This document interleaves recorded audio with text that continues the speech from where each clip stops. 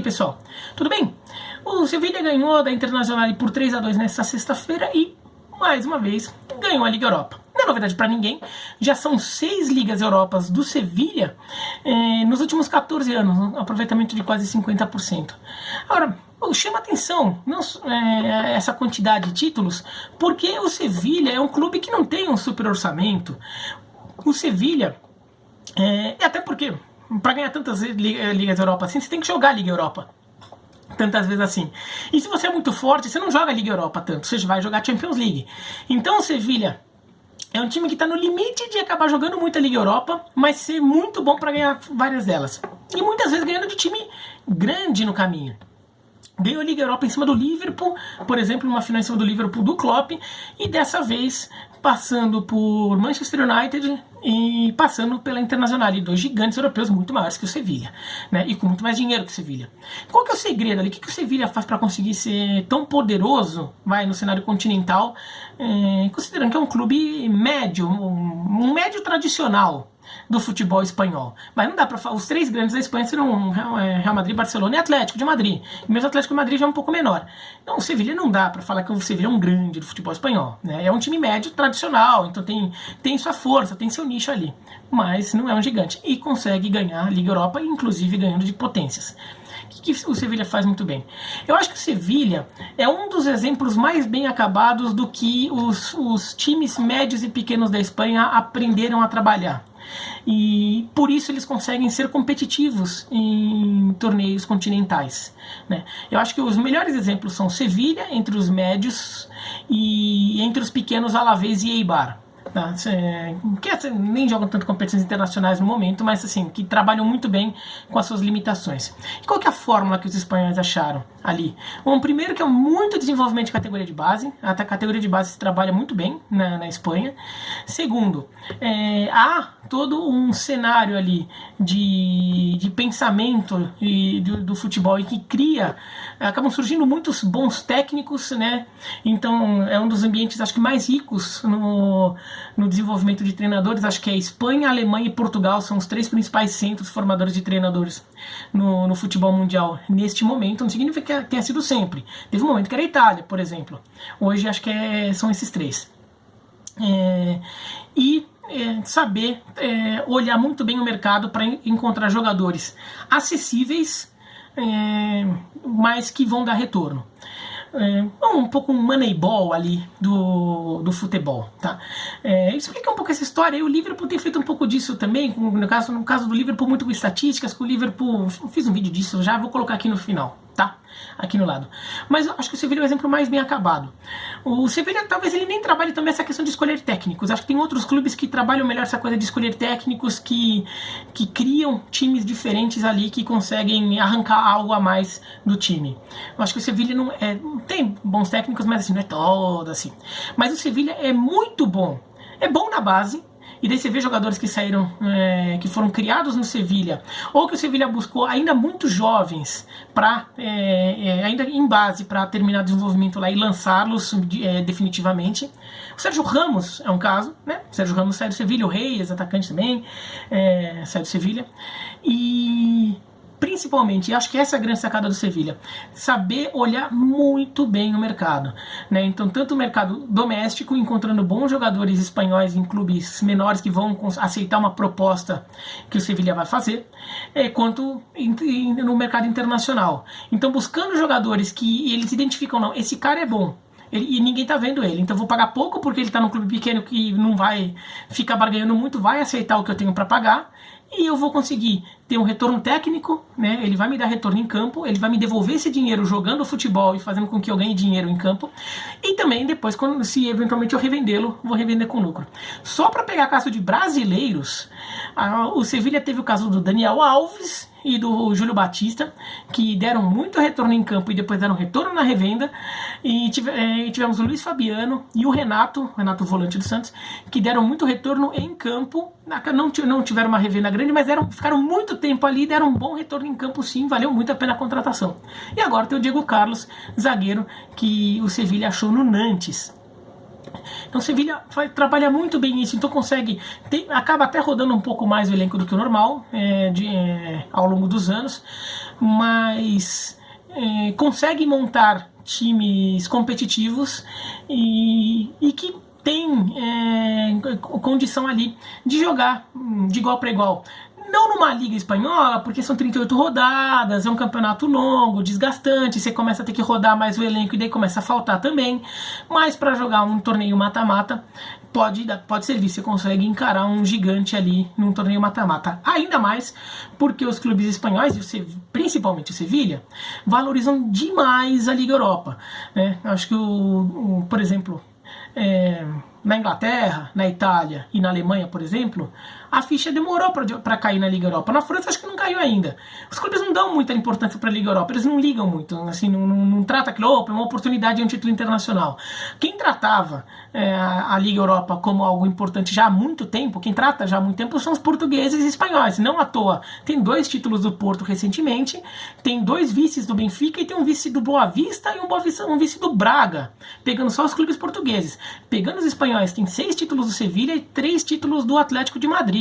Então tem mais vice-campeonato do Espanhol, vice-campeonato do Atlético Bilbao, né? Então os espanhóis ali estão. Isso eu estou pegando só os últimos, sei lá, 15 anos. Então são os 2 países que começaram a dominar o torneio, porque eles tratam o torneio muito a sério. É capaz de ter isso. Aí o Valência ganhou também, né? Valência ganhou também título da Liga Europa no período. Então eles começaram a tratar a sério e aprenderam a jogar o torneio. Coisa que os outros clubes demoraram, não levavam muito a sério, tudo. Então o Sevilha começou a ganhar vários. E daí quem é o grande articulador, o grande diferencial ali do Sevilha é o diretor esportivo, o Monti. Ele ajudou a criar no Sevilha, lá na década passada, década de 2000, um sistema de trabalho que é isso daí, né? Saber identificar jogadores, contratar, tudo e montar. Eu estou fazendo um modelo de esportivo com base nisso. E começou a dar certo já na década passada, a gente viu ali, né? Teve até um dos anos que o Sevilha lutou pelo título espanhol até a última rodada. Acabou ficando em terceiro, o Real Madrid, Barcelona e Sevilha chegam com chance na última rodada, o Sevilha acaba ficando em terceiro lugar, não consegue, mas ficou brigando num desses anos ali na década passada. E o Sevilha acabou conquistando, achou esse nicho na Liga Europa e foi trabalhar nele, né? Em Champions League acabou nunca tendo um grande sucesso, né? Teve até um ano que joga uma oitava de final contra o Fenerbahçe, acaba eliminado nos pênaltis, né? O Fenerbahçe do Zico, do David, acho que o Roberto Carlos estava lá também, mas o Sevilha na Champions League nunca deu tanto sucesso assim, mas na Liga Europa encaixou bem. O Monti faz esse trabalho e curiosamente ele sai em 2017, que é justamente uma temporada depois de um tricampeonato, né? O Sevilha tem um tricampeonato em 13, 14, 14, 15, 15, 16, daí 16, 17 não ganha a Liga Europa e o Monti sai, vai para Roma, né? A Roma contratou ele para fazer a mesma coisa. A Roma como clube é até maior que o Sevilha, né? É um clube com muito mais torcida, né? Um clube com um potencial de mercado dentro do seu país muito maior, de uma economia que é muito maior que a economia espanhola, né? Numa cidade muito maior, então também é um potencial ali, mas que tá aqui, né, no momento, né, considerando o momento do econômico do futebol italiano, é um clube que tem uma situação financeira muito parecida com a do Sevilha, né? Então a Roma contrata o Sevilha para ele fazer, contrata o Monti do Sevilha para ele fazer lá na Itália o que fazia na Espanha. Não dá certo. Não dá certo. Ele chega lá com um contrato de 4 anos, ele tem dificuldade ali de implementar algumas coisas, e não ornou. Acho que ele também teve talvez uma dificuldade de entender algumas particularidades ali que talvez fossem importantes para fazer o trabalho deslanchar. Não funcionou.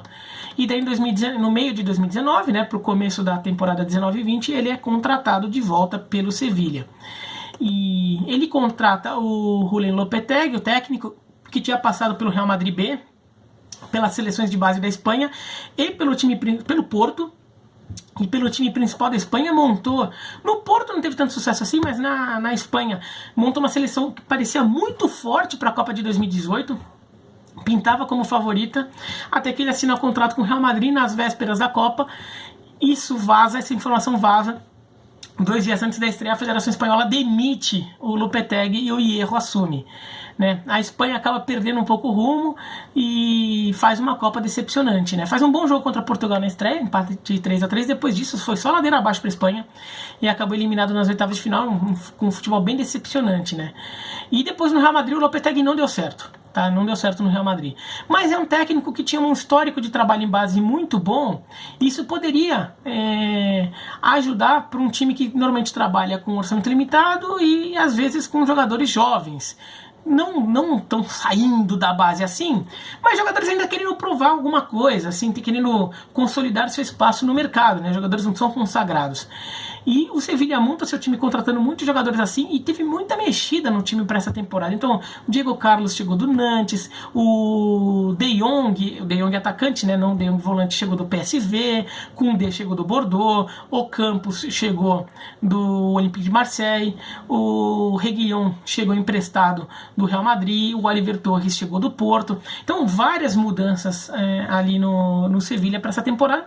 E o Suso chegou do Milan, mas o time se montou, né? O time acabou se encontrando, fez um campeonato espanhol bem consistente. Só em uma rodada o time não esteve em zona de classificação para competições europeias, né? Depois de teve uma sequência de 3 derrotas em 4 jogos, logo nas primeiras rodadas ali, né? Lá pela quinta, sexta rodada.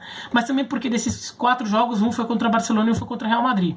E daí perdeu mais um ali, então ficou com 3 derrotas e uma vitória em 4 jogos ali, daí caiu para fora de zona de classificação de competições europeias. Mas foi uma rodada, porque depois voltou a ganhar, daí entrou aí de zona de Liga Europa e depois voltou em zona de Champions e ficou mais da metade do campeonato ali em zona de Champions. Campeonato tranquilíssimo do Sevilla, bastante competitivo, ficou só 12 pontos atrás do Barcelona, ficou em 4º lugar, mas só 12 pontos atrás do Barcelona, nem é uma distância tão gigantesca assim, né? E na Liga Europa avançou bem. Na reta final dessa Liga Europa ainda teve algumas armadilhas pelo caminho. Tinha que enfrentar Roma, depois enfrentar Wolverhampton, depois Manchester United e depois Inter de Milão. E muitos desses jogos muita gente não via o Sevilla como favorito. Sevilla e Roma talvez, porque a Roma também é um time que foi uma temporada muito errática. Mas Wolverhampton, por exemplo, que veio de uma temporada muito boa na Inglaterra, tinha até gente que considerava que o Wolverhampton aprontaria contra o Sevilla para fazer uma semifinal inglesa com o Manchester United. O Manchester United era visto como favorito e a Inter de Milão também. E o Sevilla superou tudo isso. Então, acho que o Sevilla é o exemplo máximo ali de como esses times espanhóis têm usado, souberam trabalhar dentro de suas limitações, umas limitações que já vem desde a década de 2000 ali, quando a diferença financeira entre Barcelona e Real Madrid e o resto ficou muito brutal. Daí o Sevilla começou a trabalhar bem isso. Acho que foi o primeiro a encontrar um caminho. Outros clubes agora já seguiram ali esses passos, mas o Sevilla foi o primeiro a entrar. E quando você trabalha há muito tempo com a mesma filosofia, você aperfeiçoa o sistema, você aprende a lidar com isso e você diminui sua margem de erro. Continua errando? Erra, sempre vai ter um erro. Por exemplo, o Sevilla contratou o Guilherme Arana, que eu acho bom jogador, mas não casou. O Sevilla contratou o Ganso, a pedido do Sampaoli. Não casou. Foi um pedido do técnico também. Assim, tem casos que não dá certo, né? Mas a margem, você sempre vai ter uma margem de erro ali em contratação. Sempre vai ter. Mas quanto menor ela for, melhor, porque você vai ter ali um aproveitamento maior dos jogadores e o Sevilla consegue aperfeiçoar isso. E acho que é isso que eu até falo, assim, que é um exemplo que clubes brasileiros deveriam seguir. Acho que no Brasil, o melhor exemplo no momento é o Atlético Paranaense, que acho que é um clube que acaba fazendo um pouco o que o Sevilla faz dentro do cenário brasileiro, né?